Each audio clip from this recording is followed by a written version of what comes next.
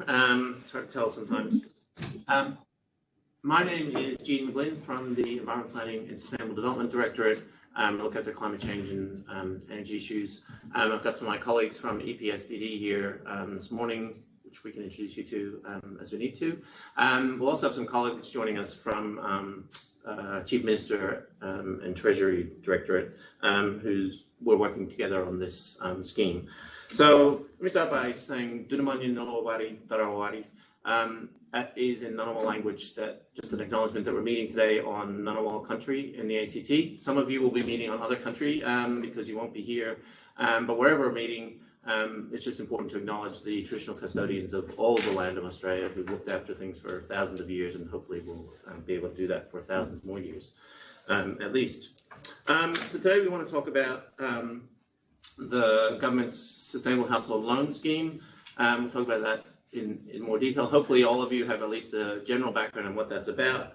But before we start, I just wanted to mention a few logistical things. This session will be recorded. It is being recorded now and will be available on the internet, so that this is a public forum in that sense. And so just be aware that anything you say will be recorded and available.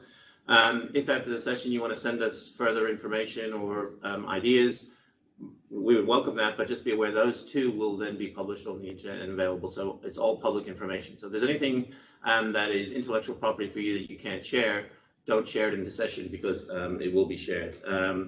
This is really an information session, so we're not in any formal process at this stage. It's really a chance to, I guess, tell you where our thinking's up to a little bit and get an idea from you guys of things we don't want to think about some more as we do that. In terms of how you participate, I think everyone's on mute at this stage. On the right of your screen will be a Q&A area. As we go along, if you have questions, you can put them in there, and we have people who will try to answer those questions as we go along. But if, as we get to the end, my presentation won't take more than 15 or 20 minutes at the most. So when we get to the end of that, if you feel like you want to talk to the group and sort of raise an issue orally, just indicate that, and we can arrange that as we go, and we'll see how that works out. So anyway, thanks very much for people for coming along. If we can go to the next slide.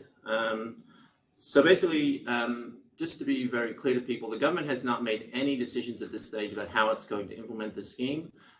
We are in the stage of thinking about implementation methods. The scheme will happen, and the government's very committed to it, but the how it will happen is still to be decided. So we're going to go through some ideas we've been thinking about in terms of things that might be relevant to that how question, but really it's a chance to get some ideas and feedback from you on whether those things make sense, but also ideas you might have in terms of how the scheme can be delivered as well. Just again, some preliminaries. We are interested in information from you guys, and we really encourage your feedback, again noting that it will be public. The people that are in this session are those that have, we started with a range of people who might have an interest in the scheme, either in participating in various ways or just understanding how it's going to work so that it affects their business. So this is a business session, not one for the general public. And then again, that bottom point there, again, just note that anything you give us will be public information, and we will use that in further decision making. So just be aware of that. And we can go to the next slide. Some things the session's not. This is not a tender process or a market acquisition service. We may do that at a later stage.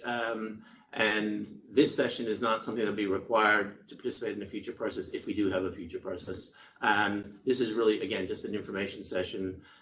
If there is a future process of some sort, because we said something here doesn't tie us to what will happen in that session. If there is again a tender process or something, there will be formal documents from that, and that will set out the parameters of that process. And so again, the government is still in the stage of trying to consider what it's how it wants to deliver this measure, and this is really an information session to sort of help that thinking. And just again, just to be clear, the fact that someone's in or out of this session doesn't in any way limit how we work with people in the future in terms of this measure, and that's something that will be determined as we go forward in the process. So that's sort of where we are. So then, in terms of having that sort of preliminaries out of the way, if we can go to the next slide, Hayden. Basically, we're just going to cover a couple of things. We just want to cover a bit of the background, what the scheme's about, how it's sort of derived. I think we'll talk about general requirements, what is necessary in the scheme, and then there's some things which maybe could be or couldn't be necessary. There's a general scope of what is covered in the scheme, and then some ideas for how could or couldn't be implemented, which everybody can react to. So, next slide. The Sustainable Household Scheme. Again, hopefully, I assume most of you have seen something about this already.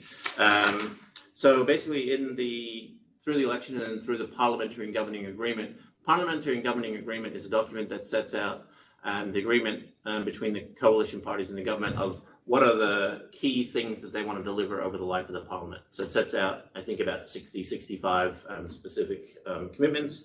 There are a number that relate to climate change, which is a key objective of the government. If you look through the Parliamentary Agreement, you'll see that climate change is reflected there in a number of aspects. But the one we want to talk about today is the $150 million Sustainable Household Scheme, which is for households and not-for-profit organizations. If we go to the next slide, the program, a little bit more detail. So the program is intended to give zero interest loans of up to $15,000 per household and for non-profit community organizations to assist with the upfront cost of investing in solar panels, PV systems, household battery storage, efficient electric appliances like hot water heat pumps or reverse cycle air conditioning, and electric vehicles. Now, there's a couple of reasons why the government's doing this, and they're listed there. One of the key things the government's trying to do is to reduce energy costs over the long term for households. So the idea is that many of these appliances will pay for themselves, and these equipment will pay for themselves over time, but have an upfront cost. And so this is to help people get through that upfront cost and then achieve some long-term energy savings so that it can pay for not just equipment, but then provide some long-term savings as well.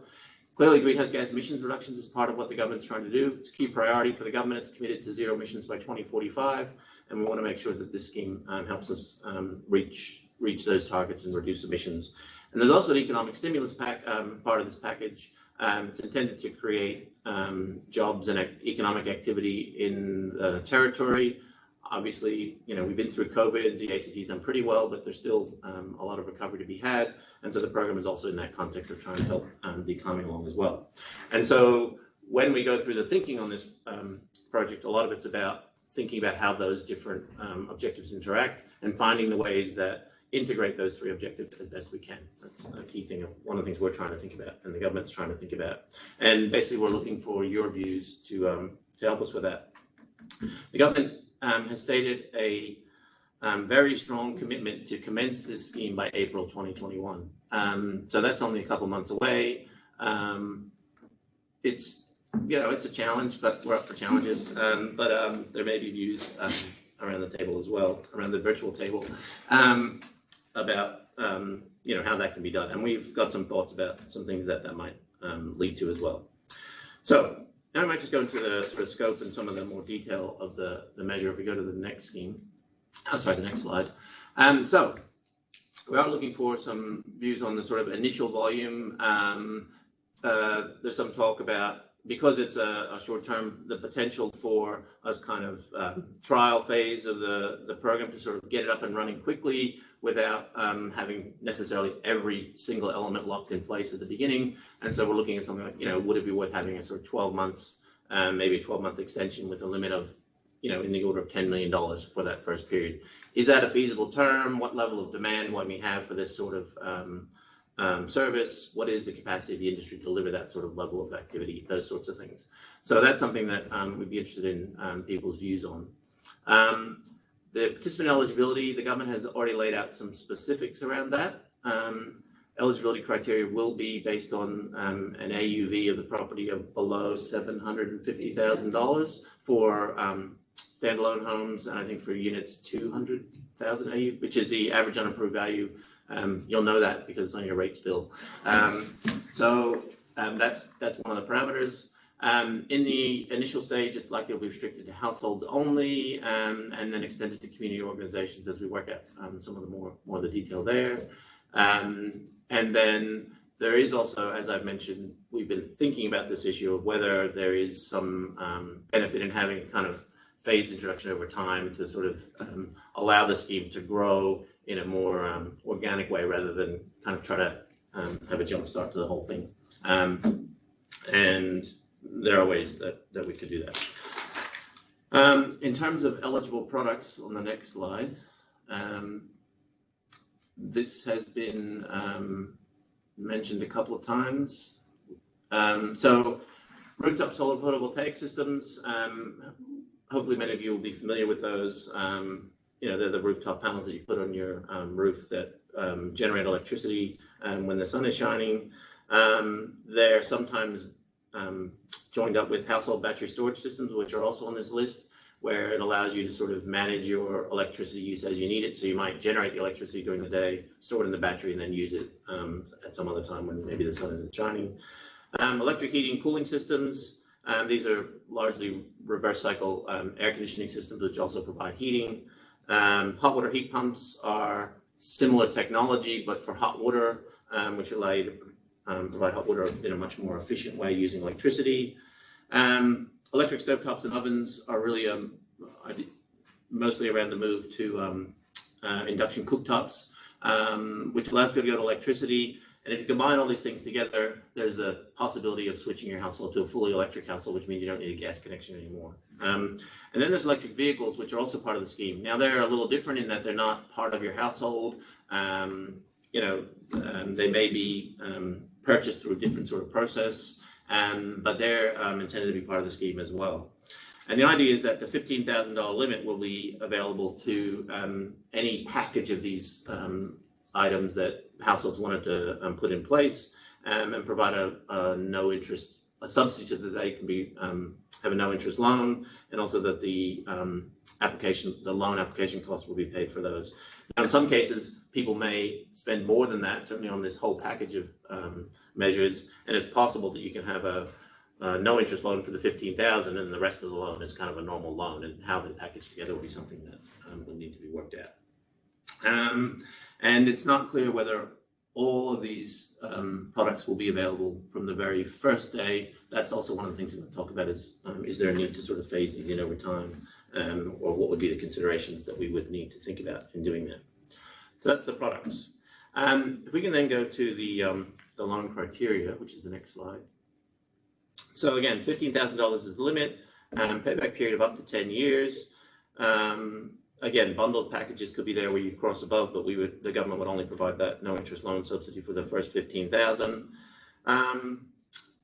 There will be a need to determine which products are available. And it says here full list to be determined by government. One of the issues is how specific that list needs to be. Does it actually list specific products? Does it just list categories of products like we've already talked about? Does it list minimum requirements? So everything has to be above 3 stars or something like that. And that's something that would need to be determined. And again, views on that would be very welcome. The eligibility criteria, will need to be agreed between the service provider and the territory. So the service provider is who we see as sort of managing the loan. There's then the territory, which is the government that's ensuring the scheme happens. And we'll also see the other parties in the scheme are the installers of the people who actually put in place the equipment in the household. But the contract, at least a contract, would definitely be between the territory and the service provider. The intention is to have a monthly repayment schedule with no interest charged, and there should be an option to repay early with no penalties. The government will cover the costs of establishing and maintaining the loan account, so that's not something that will go to households. And there will be, well, certainly we are inclined to put in a requirement that when an individual sells a property that has the equipment attached to it, that the loan would need to be repaid in full at that stage, because at that stage, clearly, the capital should be available to pay off that loan. Now, this would have to be different if we were looking at EVs or electric bikes or any kind of electric vehicle. So we'd have to come and think about how that relates to that particular product. So if we then talk about the requirements of the service provider, Hayden, if we can just go to the next slide. Okay, that's not the slide I have, but all right. So there's a scope of different. If we're going to run this program, there are a number of different services that the service provider will need to offer, and this kind of lists them. So obviously they need to manage the loans themselves. We would want a customer interface, and ideally that customer interface would be online and very efficient and easy to use. One of the lessons we've had from talking to people is that the success of this program to a large degree will rely on a really easy way for customers to actually get into the loan and get it. So an effective customer interface will be important. That at some level, households are going to need to get some advice and information so they are confident they're making good decisions, both in terms of what they're doing and the specifics of how they're doing it. Should they get that piece of equipment, and if they do, what kind of equipment should they get to do it? There should be some marketing so that the community is made aware of the scheme and understands how to participate, and there's a very strong understanding of the scheme and how people can participate in it. Monitoring is about making sure that the government is able to keep an eye on how the scheme is progressing, how many loans are being made, how much success people are having, are there any problems, so that we can monitor that as we go along and adjust the scheme as needed. Complaints management would be something we would expect the service provider to handle. Questions about supplier management. So how many, again, how specific the equipment that could be used, and importantly, how specific we are about installers and what installers are eligible, and the question of how much details we put into that. Is it very open, or are there very specific installers who are eligible to provide things? And then the products that, similarly for the products that are provided under the scheme. So what we would, again, we're thinking this through, so we're not, deciding anything, but we think all of these services probably need to be delivered under the scheme, and the question of whether a single provider would provide all of these services, whether it be a consortium that would sort of provide different sets of services, or possibly the government might provide some of them, and then the system, the service provider provides others, I guess could be considered. One of the things we're looking at is how they best bundle together to get a service that delivers all of these things for the customers. Customers don't really care who delivers them as long as they're delivered in an effective and easy to access way. So let me go to the next slide, and hopefully it will be what I do have. There you go. So in terms of the requirements for what we think service providers would need to provide, first is to ensure that there's equity of access for the potential customers. So it's got to deal with cultural and linguistically diverse people who don't have or are not as familiar with internet or digital capabilities. We'll have to think about how to deal with that. And we just need to make sure that there is a way for everybody in the community to participate in this program.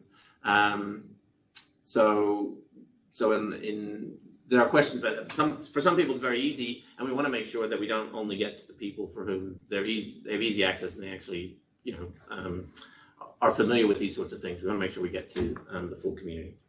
Again, we talked about the need for a customer portal. That customer portal really needs to allow the customer to come into the system easily, understand what's happening, take them through the whole journey along the way from thinking about something to actually having the loan and then paying that back over time. They want to make sure that interface helps them in terms of understanding their commitments and what they're getting themselves into and what the likely outcomes will be for them. And as much as possible, the way that brings all that together into a single portal will be important. And again, our advice is the easier that is for people, the more people are likely to participate in things. The service provider is going to need to manage the loans themselves. So that includes things like assessing the applications, doing credit checks. The government will work as necessary with a service provider or service providers to talk about what those eligibility criteria will be, where there are questions about eligibility or not. We would try to sort those out as much as possible up front, and then through ongoing discussions as we need to. And make sure that we're very clear and everybody's really clear on what is a qualifying installation and therefore what a loan can be provided for. Talked about complaints that we would expect the service provider to handle, the collections, inquiries, the complaints, and also customer hardship. So it'd be important that there be some provision that if for whatever reason a household has difficulty paying back the loan, that there is a program to deal with that in an equitable and just way, and that it's not just something that that there is a service there. It's not just a sort of thing that comes up that hasn't been thought about. So it'd be important to think about how we're going to handle those from the beginning. And that relates, I think, to the next one in terms of customer defaults, and making sure that where there are actual defaults in the system, there is a system for managing those, again, in a way that that has been agreed between the service provider and the service providers and the government. And then under the models, there will be obviously payment between the service provider or providers and the territory, and the management of those payments, and making sure that there's proper invoicing and that the government is sure that it's paying for the things that it needs to pay for, will need to be done by the service provider as well. A couple more things. Hayden, if we can go to the next thing. Next slide. Now, we talk about accrediting suppliers and installers according to minimum requirements agreed by the territory. And this is something that many of you may have views on. I think this is the issue of how specific the territory can and should be in terms of which suppliers and installers are allowed into the program. Is there an agreed list which has very specific criteria? Is it a more general, anyone who meets these general criteria? There's different ways of doing that. And so there would need to be some minimum requirements, but the level of how high that minimum goes is something that, again, we'd be interested in some views on. And then we would expect the service provider to give reports to the territory on the progress with the scheme, the installs that are undertaken, compliance issues, any feedback that's coming back, so that we can feed that into further thinking as well. So they're kind of things that we think any service provider would have to provide, we think. But then there's also some other things that may or may not be part of a service provider function. And these include, again, managing installation providers. This is the question of how strong a role the service provider has in determining which installers are eligible, and how much detail, how many constraints are put on the installers in terms of how they quote, how they make decisions, what other performance management sort of requirements might be part of the scheme. So we would certainly expect them to provide quotes to customers that are appropriate and meet the requirements, but in terms of how much detail and how much control of that detail, I think is something that we'd be interested in some views on. We definitely need to ensure that that any equipment meets the Australian standards and the ACT compliance requirements. But the question of then how far they go in terms of rectification processes for installations where things go wrong would be something that we'd want to think about in terms of what sort of requirements are put in place for that by the service provider. And then the question of whether the service provider will be responsible for going in and doing reviews and audits of installations, and that would imply that then they would have some system of possibly removing installers from an accredited list. But what is the degree to which, again, they go in and monitor the performance of installers, or how much of that is left to the marketplace, are things we'd be interested in some views on. So then the installer's role, if we can go to the next slide, maybe. Again, we would expect, installers have to provide detailed quotes. Ideally, industry best practice. One of the things we found is in the past, customers sometimes have trouble comparing quotes because some are very detailed and some aren't, and therefore they have trouble picking out their best option. So we want to make sure that there's comparability, consistency as much as possible. They would have to operate under the ACT's safety and quality management systems, internal audit, internal oversight, audit and quality improvement. They'd have to, be a reputable and well-performing organization. They'd have to be licensed and accredited as needed. So if it's a plumbing operation, they need to be a licensed plumber. If it's electrical work, they need to be a licensed electrician, all those sorts of things. They need to have some experience of installations in the ACT, and they need to show that they can meet WHS requirements and those sorts of things. Can I just get you to remind people to go into the Q&A questions? I'm being reminded to say, if you have questions as we go along, please put them in the Q&A. We will come back to that, Not the chat. but I see. Sorry, I'm being reminded that there is a chat function. Don't use that. Use the Q&A. That's what we're looking at. We will look at the chat as we get there, but we're really focusing on the Q&A part for now. So the installer should help the customers understand the products that they're installed, make sure they have manuals, make sure they know how to use things, because even a really good piece of equipment doesn't work that well if people don't know how to use it. There have to be warranties, they need to be robust, and they need to operate in the conditions that are normal. So we don't want people installing heat pumps that are really appropriate for a Sydney or Queensland climate. We need to make sure that they're installed for the Canberra climate. They should provide some after sales care so that customers aren't just left with equipment which might have problems and they don't have anywhere to go. And again, installers will probably need to provide reports on compliance issues and what they're undertaking. So they're kind of the main things. What I might do is just finish, and I apologize, it took a bit longer than I thought, with just two quick diagrams of sort of how things might work. And again, these are not models that the government has adopted or has even considered at this stage. It's really just trying to think through how the things might work. But Hayden, if we can go to the next slide. So this would be a model. And so basically, here what we do is we have the government up on the top, doing the program administration, including the provision, the sort of oversight of the service providers. The capital provision would come in through the government to the service providers. And then the service provider would really manage the suppliers, eligible suppliers, eligible installers, a lot of the equipment requirements and those sorts of things, and sort of work with the customers in terms of the loan, but provide a fair bit of oversight over the those services that are provided to the customers.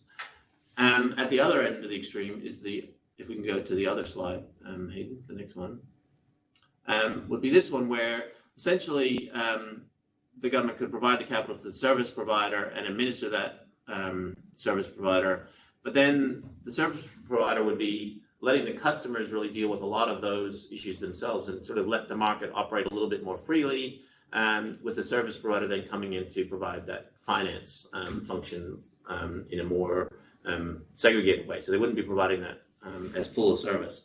And there are obviously risks and opportunities in these different models, and there's probably lots of other different models, but I guess we're just trying to flag that there are different ways that this can be delivered, and we really are at this stage trying to look for some feedback on whether people think we've got kind of the right issues and are thinking through the right things, and also if they have particular views on how those things should be developed.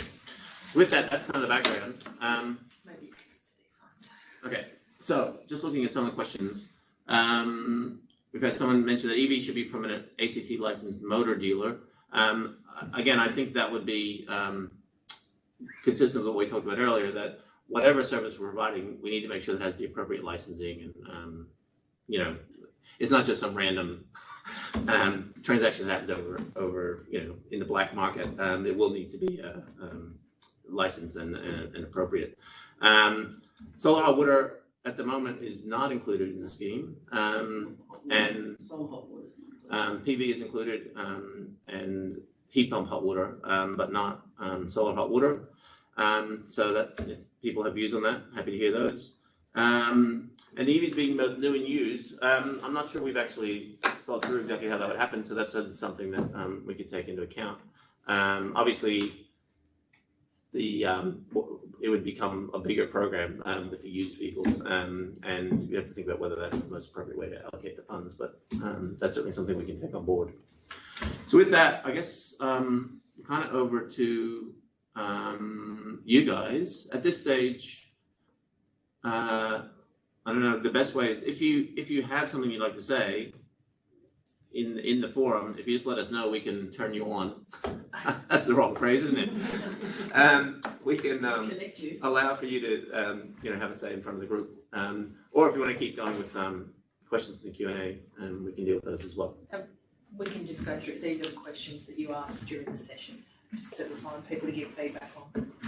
Okay, well, I mean, I'm really happy with feedback on any of the issues, but yeah, so the feasibility of the trial for 12 months and the size of that, what that might look like. I guess there's some questions there about what is likely to be the uptake of this, which you guys may have some really strong views on, or good market information.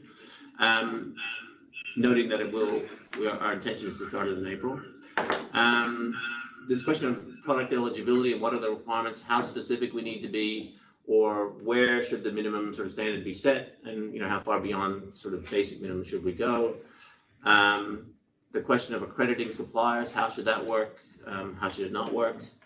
Should it be part of the system, or should it be based on very basic licensing sort of requirements?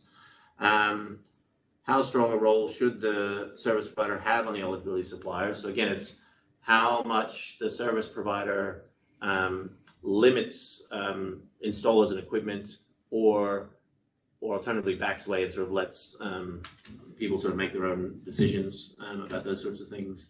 And then related to that, the extent of monitoring by service provider. Should the service provider be monitoring the installations, checking quality, and then making decisions based on the sort of audits that they see of what people have done? We do have another question. Will a home energy efficiency assessment be included within the scope of this program? Would be helpful for grantees to know what the best upgrade for their home. Yeah, so it's certainly something we've looked at, and it's always better if people have had a home energy assessment first, because putting really efficient equipment on an inefficient house is not necessarily your best investment. But also it helps households to understand what the likely savings that derive from equipment will be, so it helps them make better financial decisions as well. So I think it's something that we would definitely look at. There would be questions about the capacity of currently the ActSmart team, which my two colleagues here work in, to deliver that over time. So we have to think about what the resource implications of that would be. And yeah, we have to balance that out.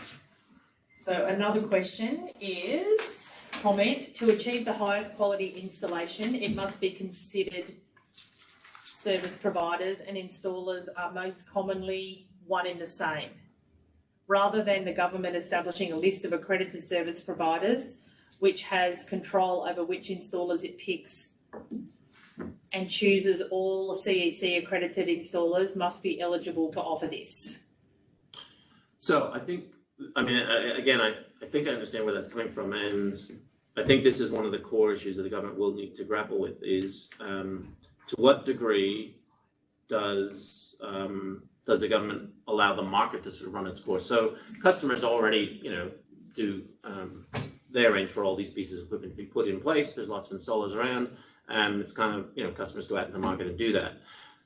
The question of whether the government, through this scheme, should require a higher level or a further level of, quality of performance or whatever is definitely an open question. And certainly, I think the view here is that there should be as little of that as possible, and as long as installers are licensed, they should be allowed to deliver the services. So that's something that I think we want to look at. And when we looked at schemes like this around the country, generally there are accredited listed installers, and the intent there is to make sure that customers get as good an experience as possible. And so it's really balancing out that customer experience versus the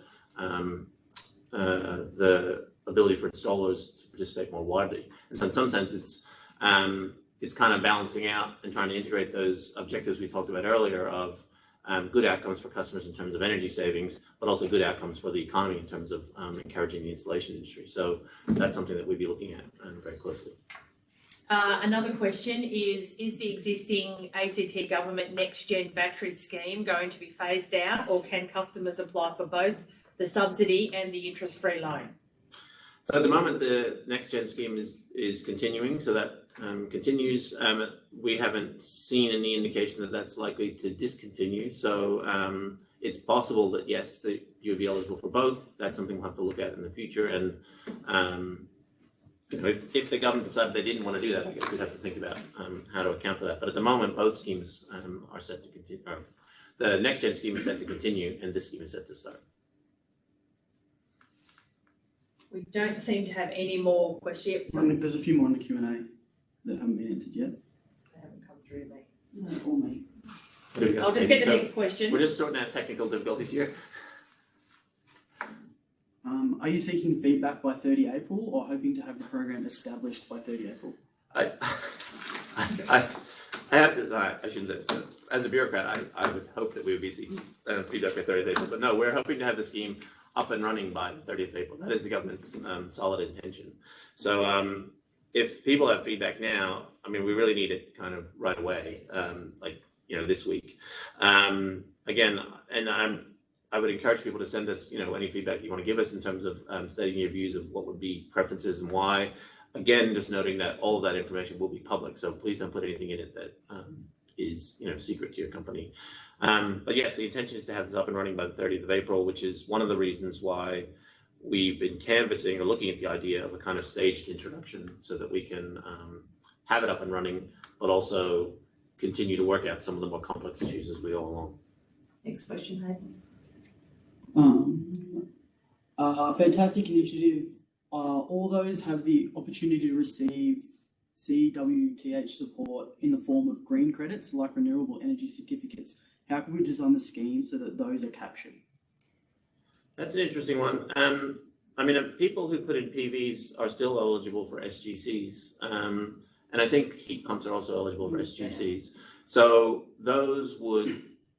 any installation of those would still be eligible for those. Most installers, I think, would basically add those into the quote. So effectively they'd say, well, it would cost this much, the SGCs will be worth this amount. Normally what happens then is the household agrees to transfer the right to those SGCs from the household to the installer, and that reduces the cost. That's the normal way that's done. So those will continue to happen as they already happen. At this stage, I don't think we're expecting any change to the Commonwealth program. So I don't think that that would extend to any other provider. Certainly, based on the EV strategy Commonwealth put out, I don't think they'll be extending it to that. But if they did, we try to make sure they were as integrated as we could. Would you consider upfront subsidies rather than zero interest loans? Well, no. It's just easier to be blunt sometimes, but the government has announced this as a loans program, as a no-interest loans program. It's not a grants program, and therefore it will be operated as a loans program. There's a couple more I can see them now. Just wondering how you would market this initiative to let as many households and not-for-profits know that the program is available. What channels will you use?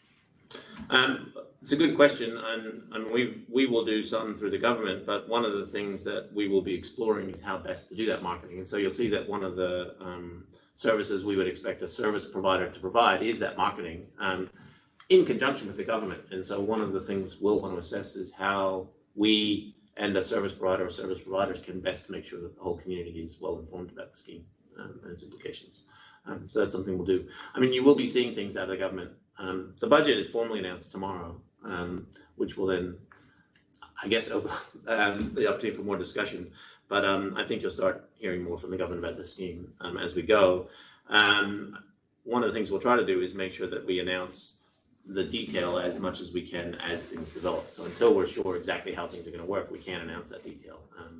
But we probably will have a system of letting people record their interest so that we know who's interested over time. Will it be statewide or will there be pilot projects? Our intention is territory. We haven't talked about geographical trials. If people think there's a really good case for that, please let us know what that is. But at the moment, we've been looking at the trying approach more in terms of eligibility of categories broadly rather than eligibility of areas. I think largely because it's harder to explain why you would limit it to certain areas. I think that'd be difficult for people. I have another one here. It's quite a long one. Missed the first slide, but I think it referred to using unimproved value as an eligibility criteria, which is likely regressive given that many older homes are inefficient and would benefit the most from these initiatives. Houses in older suburbs may have been lived in for many, many years and potentially by people with very limited household incomes. Otherwise, eligible customers would be excluded by the AUV criteria due to the increasing land values over which they have no control. I'd suggest this must be a criterion, I suggest if this must be a criterion, then you should look at how long the applicant has lived in the property and a sliding scale to ensure older people on lower incomes and older houses can remain eligible. Okay, look, I think we might just have to treat that as a comment at this stage and see about that. It's an interesting point. I mean, the average unimproved value of 750,000 is reasonably high, but I hear what you're saying, and I think we'd have to look at who's likely to be affected by that, where there is above that average unimproved value, above that average unimproved value, but the income is low. So no, that's a good point, and we'll have to look at that. We also have still some low income programs to support exactly those householders, so that we run independently of this loan scheme. So they will work in conjunction with each other. Yeah, no, that's a good point. I think we've got have we asked all the questions, Hayden? What information would the customer need to provide to be considered eligible? So again, I think the detail of that will develop as we develop the detail, as the scheme details develop, but they would need to own the house. They need to live in the territory. If this AU, the average unimproved value issue continues, they'll need to prove that. And then, I mean, I think they're the main things. And then if other criteria develop, they would need to give evidence of that. But I think one of the things we probably like the service providers to do is work with the household to make sure they are able to pay back the loan, because we don't want to be giving loans to people who really can't afford them. For those people, we might move them on to some of our programs that are more aimed at people with limited financial means. So I would have thought any loan provider is going to ask for some information about ability to pay and credit checks and those sorts of things. But again, the detail of that I think will come out a little later on when we know more detail about the scheme. The homeowners should have full access to select their preferred installer. Other programs in the past have forced the customers into selecting installers appointed by the government and not their own trusted selection. Again, I think this is an issue that is important to raise, and if people have views on those, that might be something that you'd be willing to just send us some notes afterwards, just saying whether you think where in that spectrum of really strong focus on customer outcomes with really strong focus on economic outcomes, where do you think that balance should lie? Noting that you can do both. We just want to make sure that we get as much of both as we can. So yeah, that's it's a great comment. And again, if people have strong views on that, that would be something we'd be interested in hearing about. And I'll just use that to note that up on the slide, you'll see the further information slide. Roz Malouf, who's here with us today, is if you have further things that you want to say about the program, if you can send them to that email address, and we will take that all on board. But we really do need it quickly because we're working to a very tight time frame. There's just a couple more questions. Is there a target for households and not for profits, or is it just whoever comes in first? Look, at this stage, we haven't set a target between the two of them. I guess if we thought that we we're going to be run off our feet with the program, we might have to think about that at some stage. But I think that's something that we'd probably judge over the first little while and just see how quickly the program is likely to run out and whether there are problems with both sectors competing reasonably well. Installers should be limited to ACT local and respected businesses, support Canberra homeowners and local business. More of a comment than a question, I think. I think so. Is there a quota for the various options, solar, heat pumps, etc.? If the uptake is mainly solar, will there be options for EVs? So in the same way, I don't recall any discussion about limiting or segmenting the money for those different products. I think it's really more up to households as to what's going to make the best contribution to them in terms of what contribution they want to make to greenhouse emissions, how they want to save money, and then there's economic benefits sort of either way. So no, I don't. Our thinking at this stage is not to put in limits on that. But if you have a really good reason why you think that should happen, be happy to hear it. Households is based on a rates notice. How are not-for-profits assessed? Good question. There is a government list of not-for-profits, so you need to meet those requirements. Essentially, it's not a it's just you're in or you're out. I guess the question, perhaps the questioner is asking is, will we have a limit on not-for-profits as well? So above a certain size, they're not eligible. We don't Again, know. we haven't talked about that, and so it's something we'll have to look at. It's certainly, it's a good thing to raise. Could this program include energy efficient geothermal heating and cooling and hot water? It's not the intention at the moment, and the government has, one of the areas the government has talked about things already in terms of the specifics is the types of products that are eligible, and geothermal is not listed amongst those. Again, that's something we can take back and have more think about what the implications of that would be, but at the moment, no, that's not the intention. That looks like the last question. Just thanks for sharing this information. Can you describe the next steps for providers and if there's any plans to have eligibility of systems, battery, solar, VPP readiness, and criteria being discussed or mandated prior to the rollout commencing? So, as I mentioned at the beginning, the government hasn't made any decisions yet about how it wants to deliver this program. It knows it wants to deliver it by April. It knows what products it wants. It knows, some core parameters in terms of AUV and those sorts of things. What we have obviously been doing some thinking about how this could be delivered. This session was a chance to get a bit of feedback from you guys, the people who know about these sorts of things. And so we'll take that on board. And with that, we'll be working on recommendations as to how the government can proceed with this. Now, that might involve a tender of some sort. That's, a reasonably logical thing to happen, but that's not determined yet. And if that was the case, we'd probably set out, what the parameters are in terms of what we want to look through that process. We haven't decided that yet, and we'll need to sit down with government and talk about that. I think the next step will be very soon to sit down with government with the thinking that we've done, with as much feedback as we have from this session and other discussions, and get their view on how they would like that to proceed, and then we will, proceed with that as quickly as possible, given, again, the intention of having it up and running in April. So I suppose if you're keeping track of this, if there was to be any procurement, I would keep an eye on the tenders ACT website, which is where all tenders would go if it in fact goes to that stage. And we will put all the questions, all the questions have been answered verbally, so people will be able to go back and if you've missed something, the presentation slides and the answers will be available online later today, and I'll get our team to send you out the link. Okay, yep.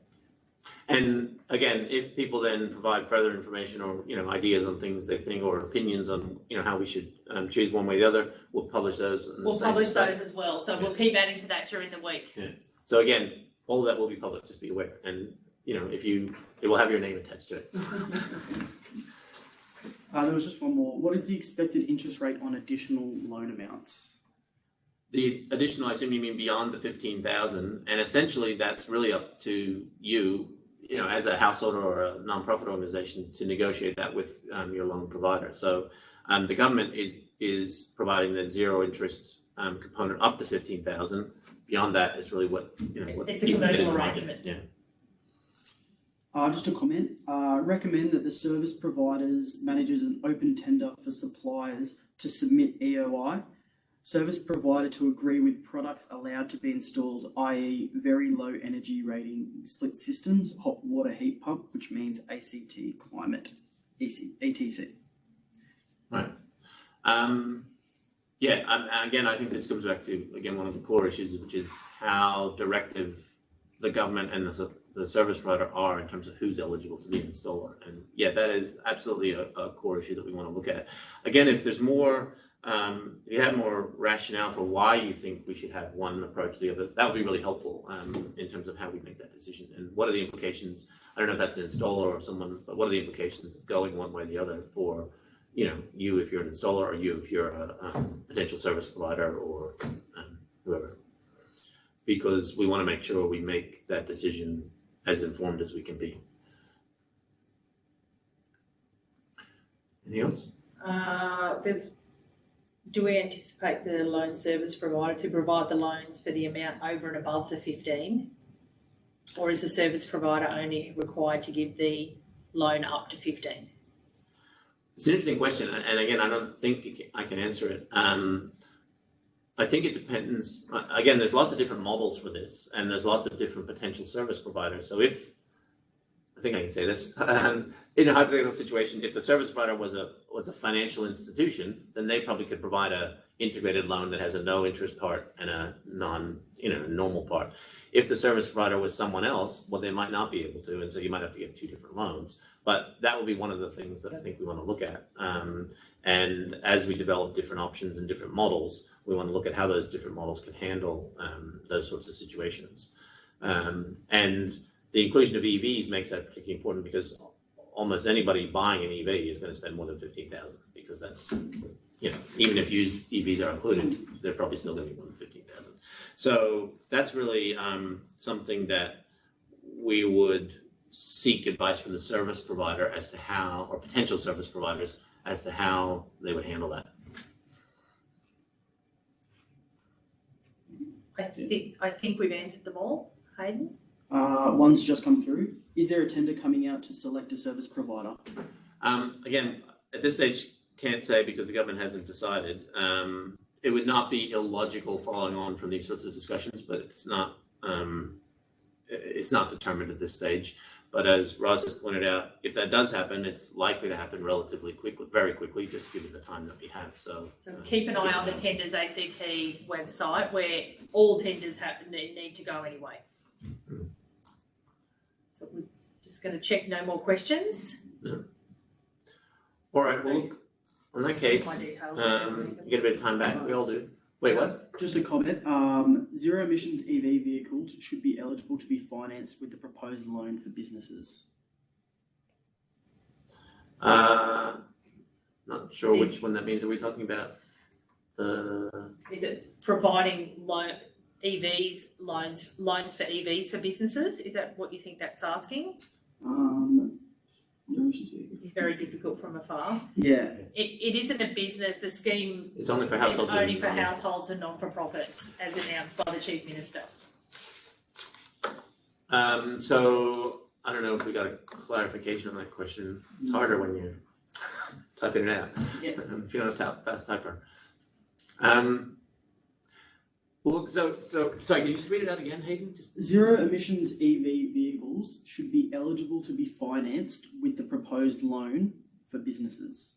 It's not for business. Yeah, this program is not for businesses, so I'm not sure what that means. But if what they mean is that someone might want to buy an EV and finance it through a car dealer, then again, what we'd look for, at that stage, as EVs get included in the scheme, we'd want to understand from potential service providers how they would handle that situation. So it's similar to the last question about, if you borrow $40,000 for a car, $15,000 we would fund at no interest, and then the other 25 you'd have to figure out how to fund that. And again, we'd expect the service providers to tell us how will they handle that sort of situation.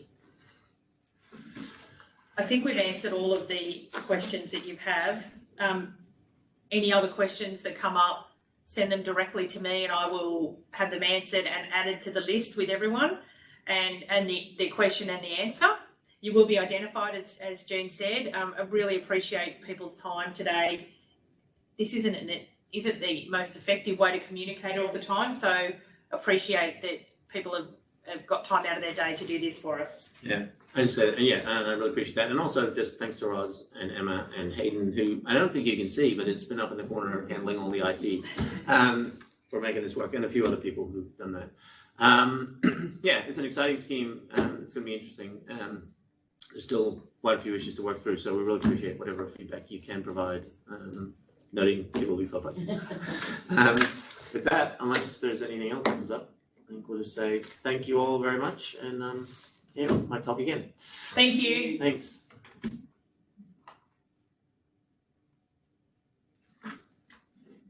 Sorry.